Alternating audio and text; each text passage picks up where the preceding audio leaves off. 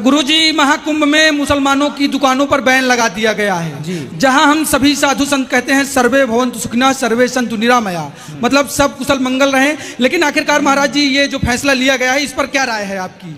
आप भी Mecca Medina में लगा लो दुकान जाके अपनी। लेकिन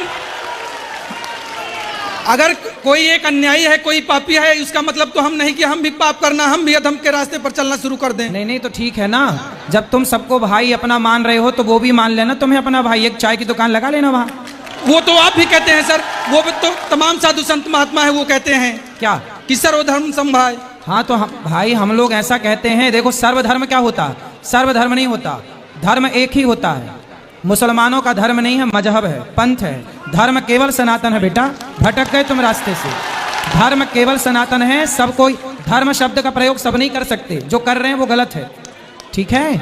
लेकिन महाराज जी इस पर जो ये तमाम लोग विरोध भी तो कर रहे हैं, हिंदू ही विरोध करते हैं, उनको क्या कहेंगे? अब आप ही तो पक्षधर बने बैठे हो। पक्षधर नहीं है, लेकिन हम ये सवाल है आपसे, ये आपसे सवाल है क्या? इसमें हम पक्ष किसी का नहीं रख रहे हैं। हाँ। इस पर आपकी प्रतिक्रिया जानना चाहते हैं। हमारी तो यही प्रतिक्रिया है, हमारा तो यही भाव है कि जब मक्का मदीना में हिंदू प्रवेश नहीं कर सकते तो भाई हिंदू प्रवेश नहीं कर सकते तो भाई प्रयाग में ये बताओ गंगा है, यहाँ तो गंगा स्नान का महत्व है ना, तो गंगा आप बताओ, आप गंगा को माता मानते हो कि नहीं? जी मानते हैं। तो क्या मुसलमान गंगा को माता मानता है? वो सुनो तो गंगा जी में वही आयना जो गंगा को माता मानते हैं प्रयाग में, वो उनका क्या काम? उनका क्या काम जो गंगा को माता नहीं मानते? पहला, क्या उनके ग्रंथ में, क्या उनके धर्म ग्रंथ में कहीं भी प्रयाग तीर्थ का उल्लेख है? नहीं है। जब नहीं है, पर हमारे पूरे पुराण वेदों में प्रयाग तीर्थ का उल्लेख है, तो हमारी आस्था है, उनकी थोड़ी आस्था है।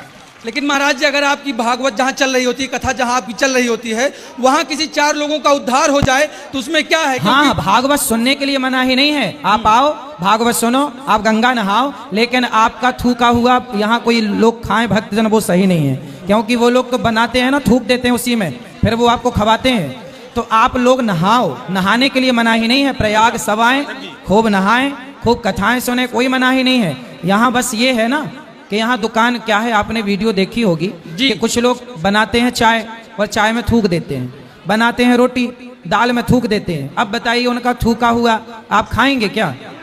लेकिन सब तो एक जैसे नहीं हो सकते हैं ना, सबको एक तराजू में नहीं तौला जा सकता है महाराज, ये भी है।